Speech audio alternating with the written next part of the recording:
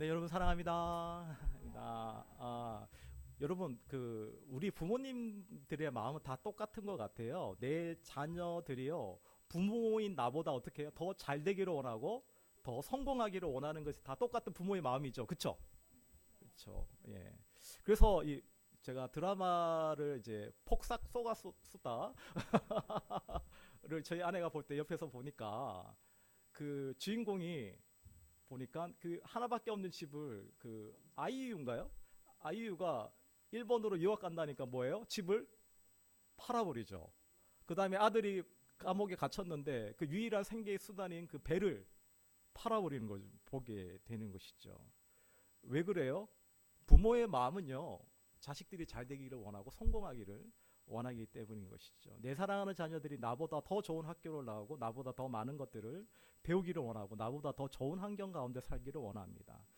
그래서 자녀가 잘 되고 성공하기를 위해서라면요, 어떠한 희생을 아끼지 않는 것이 바로 우리 부모의 마음인 것이죠.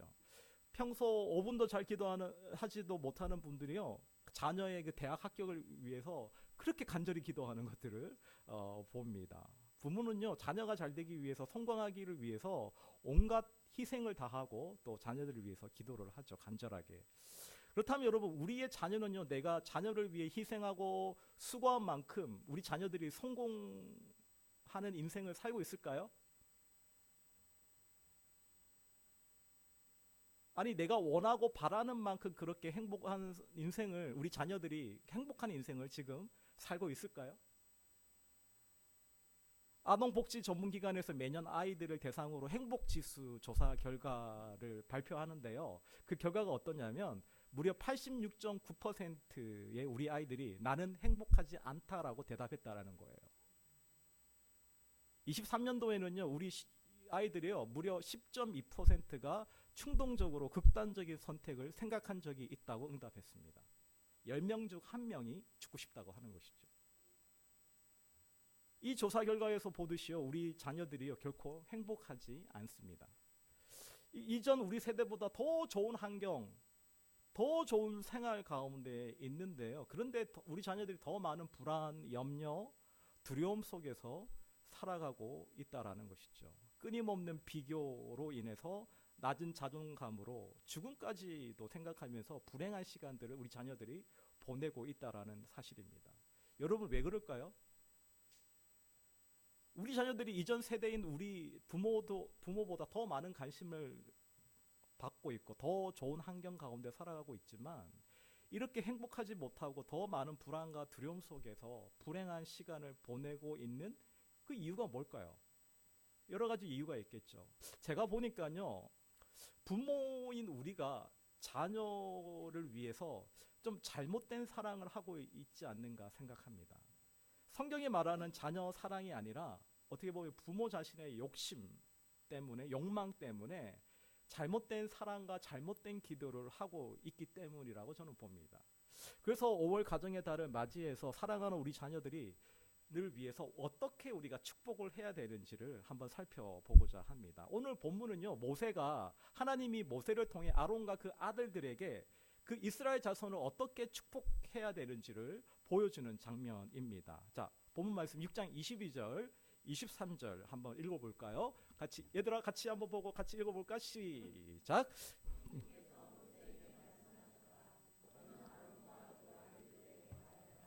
그들이 이스라엘 자손에게 복을 빌 때에 다음과 같이 빌라고 하여라. 하나님은요, 아무에게나 축복하라고 말씀하지 않습니다. 23절에 누구에게 축복하라고 말하라고 말씀하시죠? 23절에 너는 아론과 그 아들들에게 축복하라고 명령하셨습니다. 아론과 그 아들들이 누구냐면요, 여러분, 아론은요, 제사장이에요. 제사장의 중요한 직무 중 하나가 뭐냐면 축복하는 거예요. 예. 축복을 선포하는 것이죠. 근데 구약의 제사장만이 축복을 할 수 있는 특권을 가지고 있는 것이 아니라 신약의 예수를 믿는 우리 하나님의 자녀된 모든 사람은 누구나 축복할 수가 있습니다. 우리가 바로 누구냐면 왕 같은 제사장이기 때문인 것이죠. 베드로전서 2장 9절 앞부분 같이 읽겠습니다. 시작. 그러나 여러분은 택하심을 받은 족속이요 왕과 같은 제사장들이요 거룩한 민족이요 하나님의 소유된 백성입니다. 그래서 여러분 예수님 믿으십니까? 아, 그러면 하나님의 자녀가 된 우리 모두는요 다 왕 같은 제사장입니다. 우리가 누구라고요? 그럼 나를 옆분에게 한번 소개하겠습니다. 저는 왕 같은 제사장입니다. 한번 소개해 보세요. 소개해 주세요. 저는 왕 같은 제사장입니다. 아, 예. 이게 우리의 정체성이시죠. 그래서 여러분 우리가 왕 같은 제사장인데 언제든지 우리가 담대하게 하나님 보좌 앞으로 나갈 수 있는 거죠. 언제든지 우리가 예배 안으로 들어갈 수 있는 것이죠. 특별히 부모는요 어떤 존재냐면 가정의 제사장이에요. 목회자가 성도들을 이렇게 축도하잖아요. 마지막에 축복하는 것처럼 부모는요 가정의 제사장으로 누구를 축복할 수 있는 특권이 있냐면 자녀들을 축복할 수 있는 특권을 가지고 있다라는 것이죠. 그래서 믿음의 부모인 우리도요 우리 자녀들을 영적인 제사장으로 가정의 제사장으로 축복해야 된다라는 겁니다. 여러분 믿는 부모와 믿지 않는 부모의 그 차이가 뭘까요?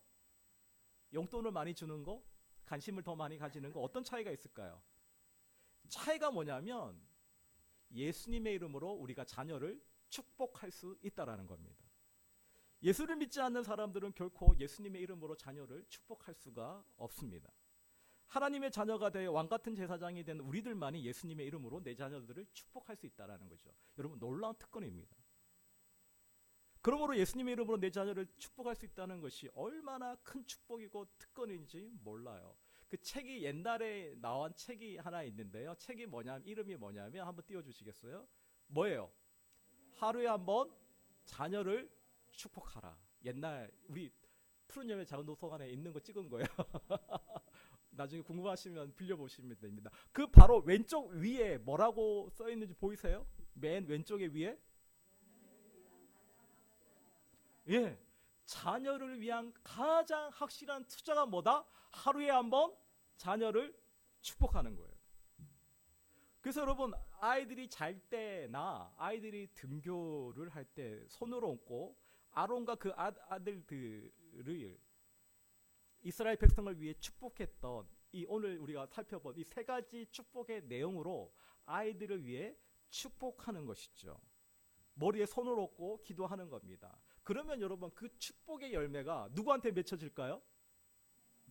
우리 자녀들에게 그 축복의 열매가 맺혀질 것이다라는 것이죠. 지금 이 설교를 듣는 것이 중요한 게 아니라 여러분 우리 부모가 이 말씀대로 듣고 그냥 끝나는 게 아니라 뭐가 중요해요? 적용하는 것이 중요하죠. 저도 솔직히 자녀들을 축복하는 것들을 못하고 살았습니다. 제가 이렇게 준비하려고 보니까 와 이게 중요한 거구나. 와 근데 한 녀석은 올라가 버리고 한 녀석은 저기 있는데 언제 또 시집갈지 모르는데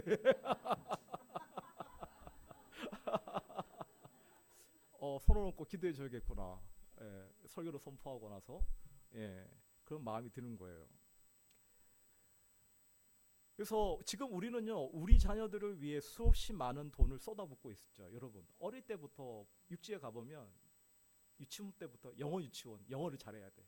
다니고 또 학원을 또 수없는 학원을 보내느라 우리는요 알바까지 하면서 돈을 벌죠. 부모님 고생합니다.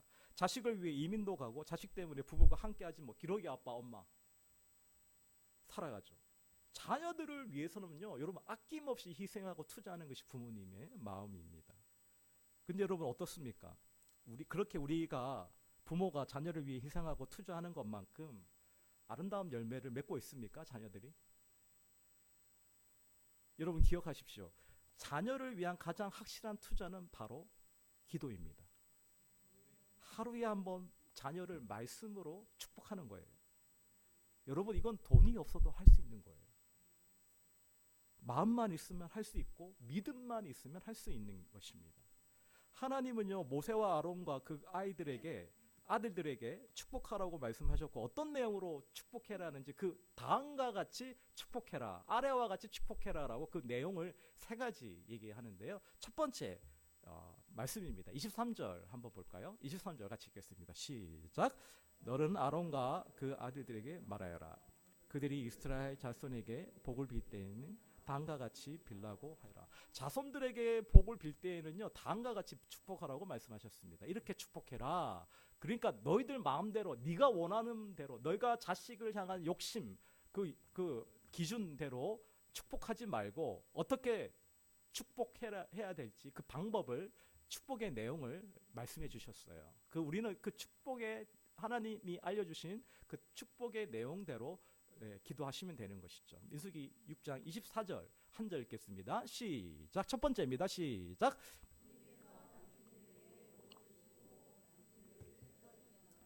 예, 첫 번째 우리가 축복해야 할 기도해야 할 내용은 뭐죠? 복을 주시고 그다음에 지켜주시고 복은 하나의 총괄이고요. 첫 번째 내용은 뭐냐면 하나님의 보호하심이에요. 지켜주심입니다. 하나님이 내게 복을 주시고 당신들을 지켜주시며 우리가 자녀를 위해 기도하며 축복해야 할 첫 번째 내용은 하나님의 보호하심입니다. 여기서 여러분 지킨다고 할 때 지키심의 그 히브리어 원어의 그 의미는 뭐냐면 여러분 그 옛날에 우리 벽 넘어오지 못하도록 깨진 병으로 이렇게 한 거 기억 안 나세요? 예, 가시로 둘레를 친 거예요. 울타리를 친 겁니다. 가시로. 그래서 악한 원수가 침입하지 못하도록 하나님께서 울타리를 쳐가지고 철저하게 지켜주시고 보호해 주신다는 말이죠. 그런데 여러분 악한 그 세력뿐만 아니라 가난, 재앙, 각종 질병으로부터 보호받는 것들을 의미합니다. 오늘 우리가 살아가는 이 악한 세상을 살아가는 우리 자녀들에게 하나님의 그 지키심과 돌보심은요 절대적으로 필요한 것이죠. 학교 안에는 뭐가 있습니까? 학교 폭력이 있고 또 청소년 또 요즘 마약이 늘어나고 있고 그 다음에 음란 사이트와 자살 사이트와 좋지 않은 게임들이 우리 자녀들을 공격하고 있는 것이죠. 자연재해로도 많은 사람들이 죽고 있지만 뭐 코로나 바이러스를 비롯한 수많은 바이러스들이 우리 자녀들의 생명을 위협하고 있는 것이죠. 시천지를 비롯한 여러 이단들이 또 우리 자녀들의 영혼을 훔치려고 합니다. 사탄 마귀는요 마치 우는 사자와 같이 그 우리 자녀들을 자신의 자녀로 삼기 위해서 두루 살펴보고 있는 것이죠. 그렇기 때문에 우리에게 정말 하나님의 보호하심과 지키심이 너무나 절실하게 필요하다라는 것입니다. 여러분 우리 자녀들이 잘 되면 뭐합니까? 보호하심이 더 중요하다는 것이죠. 그러므로 여러분들이 기도할 때마다 하나님 우리 자녀들에게 복을 주시되 눈동자처럼 내 자녀를 지켜주십시오. 하나님 보호하여 주십시오. 이 기도를 빠뜨리지 말고 기도하시기 바랍니다. 첫 번째가 뭐라고요? 지켜주심, 하나님의 보호하심. 두 번째 내용입니다. 두 번째는 뭐냐면 하나님의 은혜입니다. 25절 말씀 한 절 읽겠습니다. 시작. 주님께서 당신들을 밝은 얼굴로 대하시고 당신들에게 은혜를 베푸시며. 여러분 은혜가 뭐죠? 값없이 주시는 하나님의 조건 없이 베푸시는 하나님의 사랑인 것이죠. 우리가 구원을 받을 때도 하나님의 은혜입니다. 우리가 한 게 뭐가 있어요? 구원뿐만 아니라 지금까지 살아온 모든 인생이 다 하나님의 은혜인 것이죠. 그러므로 우리가 이 땅을 살아가는 우리에게 정말 필요한 것이 뭐냐면 하나님의 은혜라는 것입니다. 왜냐하면 하나님의 은혜가 아니면 단 하루도 단 한순간도 살아갈 수 없는 연약한 우리들이기 때문인 것이죠. 은혜를 받아야지 내 자신이 죄인됨을 알게 되죠. 은혜를 받아야 내 자신의 약함을 알게 되고 하나님께로부터 은혜를 받아야 이 세상을 살아갈 수 있는 힘을 공급받을 수 있는 것이죠. 은혜를 받아야 이 수많은 시험 가운데서도 능히 이길 수 있는 힘이 주님께로 오는 것이죠. 그래서 우리는요 하나님의 사람에게 은혜보다 더 필요한 것이 없습니다. 그래서 우리는 언제나 하나님의 은혜를 사모해야 되고 하나님의 은혜를 구해야 된다는 것입니다. 무엇보다도 내 사랑하는 아이들에게 하나님의 은혜가 얼마나 소중한 것인가를 철저하게 깨닫게 해줘야 된다는 것이죠. 얘들아, 우리가 하나님의 은혜가 아니면 살 수 없는 사람들이야. 연약한 자들이야. 날마다 하나님의 은혜를 가운데 살아갔으면 좋겠다. 하나님은요 우리에게 은혜 베푸시기를 원하십니다. 그러므로 우리는 매일 하나님이 우리에게 은혜를 베풀어 주실 주시기를 기도해야 된다라는 것이죠. 특별히 내 자녀들의 이름을 부르면서 내 자녀들에게 은혜를 베풀어 주십시오라고 날마다 기도해야 된다라는 겁니다. 첫 번째 뭐라고요? 하나님의 보호하심, 지키심. 두 번째가 뭐라고요? 하나님의 은혜입니다. 세 번째입니다. 마지막 세 번째 26절입니다. 같이 읽겠습니다. 시작. 주님께서 당신에게 고이 보이셔서 당신들에게 평화를 주시기를 빕니다. 우리 자녀들을 위해 축복할 때 구해야 할 세 번째가 바로 하나님의 평화입니다. 평강, 평안이죠. 왜 그럴까요? 여러분, 평강이 없는 축복은요, 그 어떤 것도 축복이 아니기 때문입니다. 모든 행복은 어디서부터 비롯되냐면 여러분, 평화로부터 비롯되기 때문인 것입니다. 여러분, 아무리 많은 부와 재물을 가지고 있고 사람들이 부러워하는 높은 지위에 올라가 있다 할지라도 그 마음속에 평안이 없다면 무슨 유익이 있겠습니까? 무슨 의미가 있겠습니까? 여러분, 한번 생각해 보십시오. 내 마음에 평강이 없고 평안이 없다면 내가 가지고 있는 이 부와 재물과 명예가 무슨 의미가 있겠습니까? 좋은 환경에 무슨 의미가 있나요? 평안이 없는 것은 여러분 축복이 아닙니다. 그렇기 때문에 우리는 날마다 이 평화를 위해, 평강을 위해서 기도해야 된다는 것이죠. 그렇다면 이 평화와 이 평강을 어떻게 누릴 수 있을까요? 누가 줄 수 있나요? 이 평화를 누가 줄까요? 네? 평화를 누가 줄까요? 요한복음 14장 27절 같이 읽겠습니다. 시작. 나는 평화를 너에게 남겨준다. 내가 너에게 주는 평화는 세상이 주는 것과 같지 않다. 너희는 마음에 근심하지 말고 두려워하지 마. 이 말씀을 누가 했을까요? 예수님. 나는 내 평화라 그래요. 예수님이 내 평화를 너희에게 준다. 이 평화를 주시는 분은 누구세요? 예수님이시죠. 우리 주님이 하나님 자녀된 우리에게 주시는 평화는요, 세상이 주는 것과는 도저히 바꿀 수 없는 평안인 것이죠. 어떠한 환경 속에서도 누릴 수 있는 평화입니다. 죽음 앞에서도 누릴 수 있는 평화. 깜깜한 인생의 방 가운데서도 하나님을 찬양할 수 있는 평화. 그런데 오늘 여러분 안에 이런 평안이 있습니까? 우리가 생각하는 것보다 우리 안에 평안이 없어요. 평강이 없어요. 너무나 많은 두려움과 불안과 염려, 걱정 속에 살아가고 있는 것이죠. 미래에 대한 두려움, 실패에 대한 두려움, 성적에 대한 두려움, 너무나 많은 두려움 속에서 불안한 인생을 우리는 살아가고 있는 것이죠. 여러분, 축복 중에 최고의 축복이 뭐냐면 바로 평안의 축복입니다. 하나님은요, 우리에게 평화를 주시기를 원하고 평강을 주시기를 원하십니다. 사랑하는 성도 여러분, 우리는요, 우리의 정체성이 뭐냐면 왕같은 제사장입니다. 그러므로 우리는요, 내 자녀를 축복할 수가 있습니다. 그 특권을 우리에게 주셨어요. 근데 여러분, 어떻게 우리가 축복해야 됩니까? 예수 그리스도의 이름으로 축복해야 된다는 것이죠. 네, 내용이 뭡니까? 첫째가 뭐라고요? 하나님의 보호하심. 두 번째가요? 하나님의 은혜. 그다음 세 번째가 뭡니까? 하나님의 평화입니다. 평강입니다. 여러분, 날마다 매일매일 이 세 가지를 가지고 자녀들을 축복하셔서 우리 자녀들이 이 세상을 살아가면서 하나님의 보호하심을 받고 하나님의 은혜 가운데 살아가며 하나님이 주시는 평강을 누리며 살아가는 여러분이 되시고 여러분의 자녀가 되시기를 주의 이름으로 축원합니다. 이 내용 기억하시고 매일마다 우리 자녀들을 향해 적용해 보시면 좋겠습니다. 함께 일어나셨어요? 우리 찬양하겠습니다.